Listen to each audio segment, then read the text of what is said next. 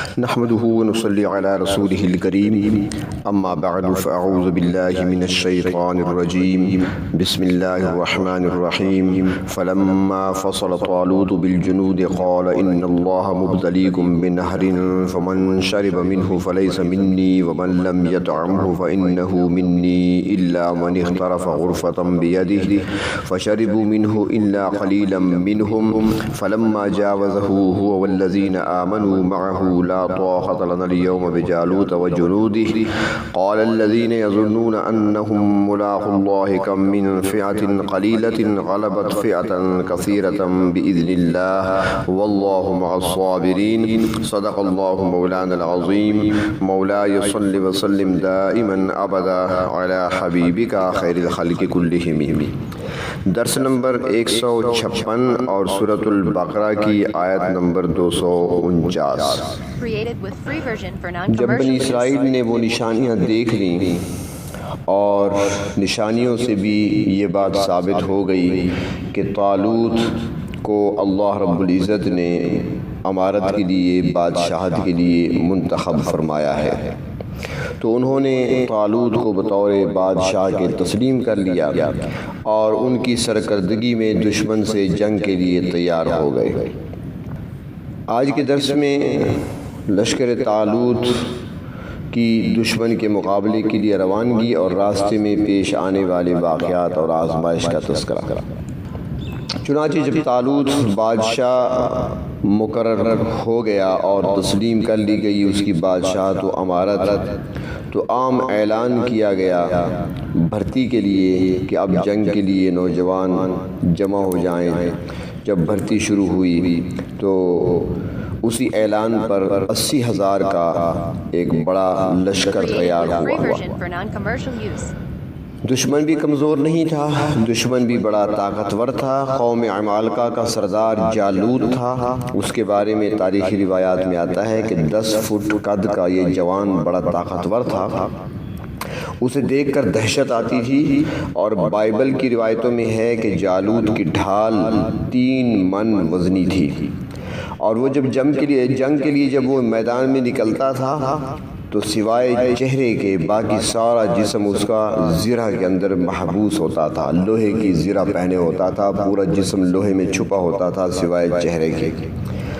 اور اس کے علاوہ بھی کئی ایسے کڑیل جوان تھے، جنگجو تھے، جو سارے کے سارے کافر اور مشرک تھے، اور ان کے ساتھ طالوت اور ان کے ساتھیوں کا مقابلہ تھا۔ تو یہاں پر اس آیت سے معلوم ہوتا ہے کہ اسلامی لشکر کے اندر بعض مخصوص اوصاف کا ہونا بہت ضروری ہے تاکہ دشمن کے مقابلہ میں کامیابی حاصل ہو۔ سب سے پہلی بات تو یہ ہے کہ ایک مسلمان سپاہی میں حرص کا وعدہ نہ ہو۔ حرص اور لالچ انسان کو ناکام کر دیتا ہے، بلکہ اس کی بجائے طبیعت کے اندر استقلال ہو، چھوٹی چھوٹی آزمائشوں پر ثابت قدمی پائی جاتی ہو، اس پہ گھبراہٹ نہ ہو۔ مستقل مزاجی ایک اسلام کے سپاہی کے لیے بہت اچھی علامت ہے۔ صبر یہ تو ملت ابراہیمی کا ایک بہت بڑا اصول ہے۔ صبر، شکر، اللہ کا ذکر، نماز، عقیدہ توحید پر پختگی، شاعر اللہ کی تعظیم اور دعا اللہ سے مانگنا، یہ سب ایسے اصول ہیں جو مسلمانوں کا درہ امتیاز ہے۔ صحابہ کرام رضی اللہ تعالیٰ عنہم نے انہی مخصوص صفات کی وجہ سے دنیا کو فتح کیا۔ انہوں نے بھوک، پیاس، ہر قسم کی آزمائش کو برداشت کیا، مگر وہ پیچھے نہیں ہٹے۔ روایات میں آتا ہے کہ حضرت ابو عبیدہ رضی اللہ تعالیٰ عنہ ایک اسلامی لشکر کے ساتھ روانہ ہوئے جہاد پر۔ راستے میں کھانے پینے کا سامان کم ہو گیا، صرف کھجور باقی رہ گئی، اور وہ بھی بہت تھوڑی سی تھی۔ تو پھر اس میں ایک ایک کھجور فی کس کے حساب سے حصے میں آنے لگی، اور پھر اس وقت یہ بھی صورتحال پیش آئی کہ جب وہ کھجور بھی ختم ہو گئی تو انہوں نے ہمت نہ ہاری، ثابت قدم رہے۔ کھجور کی گٹھلیوں کو چوس لیا جاتا تھا اور اوپر سے پانی پی کر اللہ کا شکر ادا کیا جاتا تھا، اور جب وہ بھی اس سے بھی اگر کام نہیں بنا تو پھر درختوں کے پتے کھانے شروع کر دیے، اور کڑوے پتے کھا کھا کر صحابہ کرام کی باچھیں پھٹ گئیں۔ لیکن اس قدر مصیبتیں جھیلنے اور تکلیفیں برداشت کرنے کے باوجود ان کے استقلال میں لغزش نہ آئی، بلکہ دشمن کے مقابلے پر سینہ سپر رہے، اور پھر اللہ رب العزت نے ان کی ان دعاؤں کو بھی قبول فرما لیا، ان کی مشقتوں اور ان کی پریشانیوں اور آزمائشوں پر ان کو انعام بھی عطا فرمایا، اور فتح و کامیابی ان کے قدم چومتی رہی۔ بعض اوقات ایسا بھی ہوتا ہے کہ جو سالار لشکر ہوتا ہے وہ بعض اوقات آزمائش بھی کرتا ہے اپنے ساتھیوں کی، اپنے لشکر کی، کہ میری فوج ہر قسم کی سختیاں برداشت کرنے کے قابل بھی ہے کہ نہیں۔ تو اس میں بعض اوقات حکمت بھی ہوتی ہے، بعض اوقات کوئی مصلحت بھی اس کے پیش نظر ہوتی ہے جس کو عام لوگ نہیں سمجھ سکتے۔ جس طرح کہ حدیث شریف میں آتا ہے، جناب نبی کریم صلی اللہ علیہ وسلم کے دور مبارک کا واقعہ ہے کہ ایک لشکر روانہ فرمایا اللہ کے رسول صلی اللہ علیہ وسلم نے،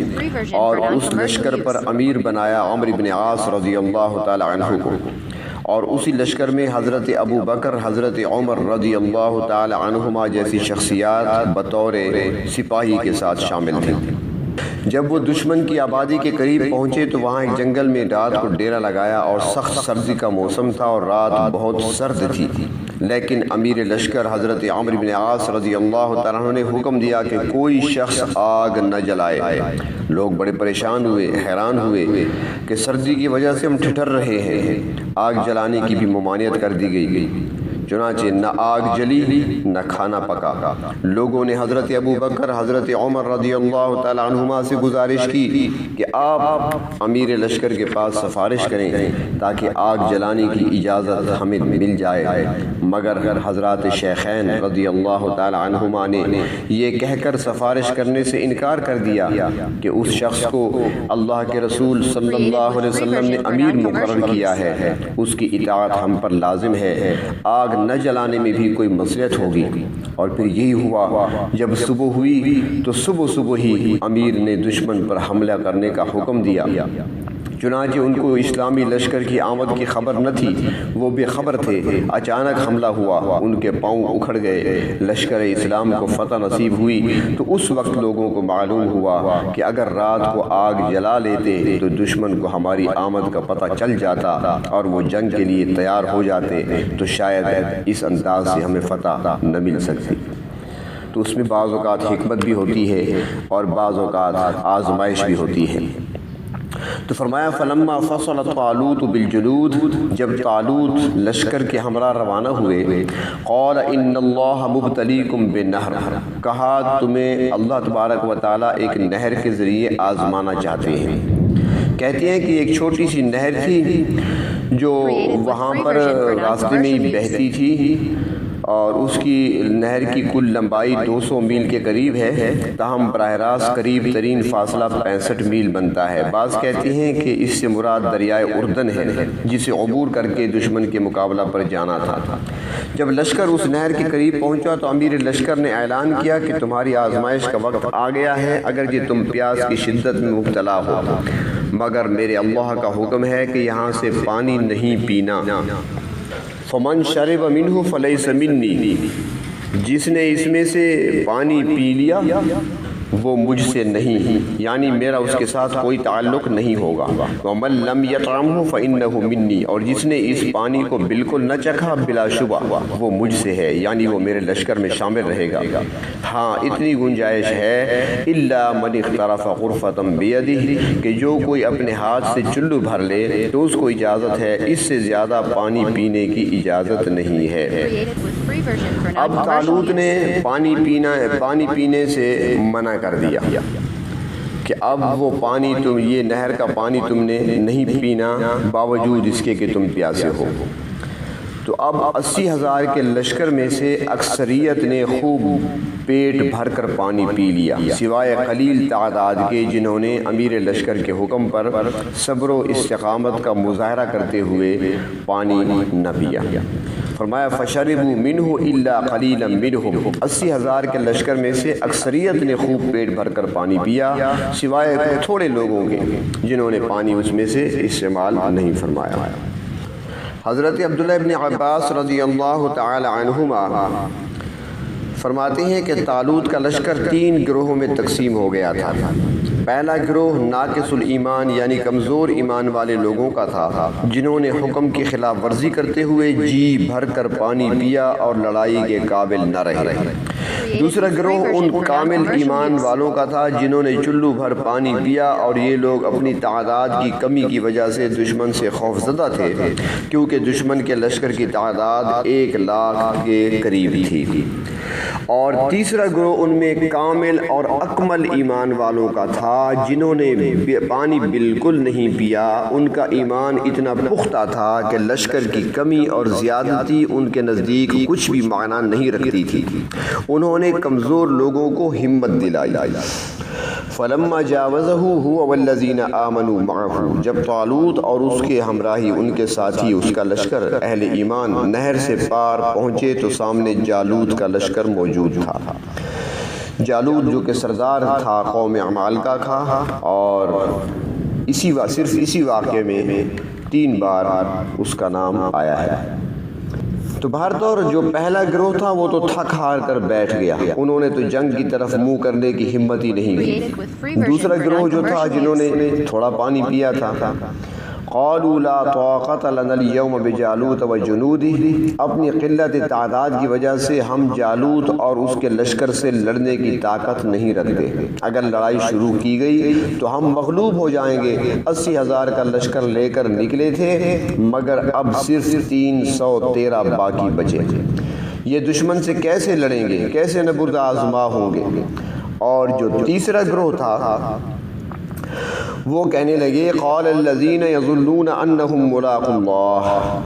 یہ ایسا گروہ تھا تیسرا جسے یقین کامل تھا کہ انہیں ایک دن اللہ کے دربار میں حاضر ہونا ہے، اگر بزدلی سے مر جائیں گے تو بھی اللہ کے ہاں پیشی ہے، اور اس کی رضا کے لیے سر دھڑ کی بازی لگا دیں گے تو پھر بھی وہیں جانا ہے، وہ ہماری نیتوں سے واقف ہے۔ لہٰذا انہوں نے دوسرے لشکر والوں کو لشکریوں کو تسلی دی کہ دیکھو تعداد کا تھوڑا ہونا یا زیادہ ہونا جنگیں اس سے نہیں لڑی جاتی، بلکہ اس کے لیے بامقصد اور پرخلوص جذبے کی ضرورت ہوتی ہے۔ تم اپنی ہمت کے مطابق پوری قوت کے ساتھ ٹکرا جاؤ اور نتیجہ اللہ پر چھوڑ دو۔ کیا تم تاریخی واقعات کو بھول چکے ہو؟ کم من فئۃ قلیلہ، کتنے ہی قلیل تعداد کے لشکر تھے، تھوڑی تعداد تھی ان کی، غلبت فئۃ کثیرۃ باذن اللہ، جو اللہ کے حکم سے کثیر تعداد لشکروں پر غالب آئے۔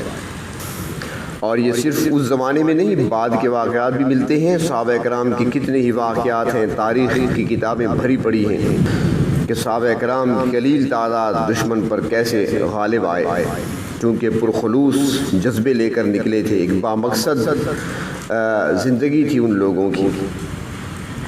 حضرت عمر رضی اللہ تعالیٰ عنہ کے زمانے میں ایک جنگ کا جو نقشہ سامنے آیا تاریخ کے حوالے سے، اس میں دشمن کا لشکر 60,000 افراد پر مشتمل ہے، جبکہ مسلمانوں کی تعداد صرف 60 تھی۔ اور اس واقعے کے متعلق کسی شاعر نے کہا ہے غزا 60 وہم 60 الفا مع ھذا تولوا مدبرین، کہ اسی معرکہ میں ایک مومن 1,000 کافر کے مقابلے میں تھا، یعنی 60,000 کے مقابلے میں 60 افراد، ایک بندے کے مقابلے میں 1000 بندے، مگر اللہ نے مسلمانوں کو فتح عطا کی، اور اس انداز سے کہ اس معرکے میں، اس لڑائی میں صرف 10 مسلمان شہید ہوئے، جبکہ کفار کے 10,000 جہنم واصل ہوئے۔ اور بخاری شریف میں حضرت زبیر رضی اللہ تعالیٰ عنہ کا واقعہ بھی آتا ہے کہ آپ 2.25 لاکھ کفار کے لشکر میں تنہا کود گئے اور تلوار چلاتے ہوئے ایک سرے سے دوسرے سرے تک چلے گئے، گھوڑا دوڑاتے ہوئے پھر واپس آئے اور بے شمار کفار کو ہلاک کیا۔ اور یہ صرف ایک دو نہیں بلکہ کئی واقعات ہیں جو ہماری تاریخ کا ایک زرین باب ہے۔ تو ان کامل الایمان لوگوں نے باقی سپاہیوں کو حوصلہ دیا کہ گھبرانے کی کوئی بات نہیں، اللہ رب العزت ہماری تھوڑی تعداد کو کثیر تعداد پر غالب کرے گا، فتح و نصرت اس کے ہاتھ میں ہے، کامیابی و کامرانی اس کی طرف سے ہوتی ہے، تعداد کی زیادتی یا کمی پر نہیں ہوتی، لہذا تم صبر و استقامت کا دامن ہاتھ سے نہ چھوڑو اور صبر و استقامت کا دامن تھامے ہوئے اللہ رب العزت کی ذات پر توکل اور یقین کامل رکھتے ہوئے جنگ میں کود جاؤ، واللہ مع الصابرین، اور اللہ تبارک و تعالی صبر کرنے والوں کے ساتھ ہے، اور صبر ایسی ضروری چیز ہے جس کے بغیر نہ نماز ادا ہو سکتی ہے، نہ روزہ کی بھوک و پیاس برداشت ہو سکتی ہے، نہ جہاد میں حصہ لیا جا سکتا ہے، اور نہ ہی تبلیغ کا کام اس طرح ادا ہو سکتا ہے جس طرح کے ادا کرنے کا حق ہے۔ صبر ملت ابراہیمی کا ایک اہم اصول ہے، اس کو اپنانے والے ہی ہمیشہ کامیاب و کامران ہوتے ہیں۔ وآخر دعوانا ان الحمد للہ رب العالمین۔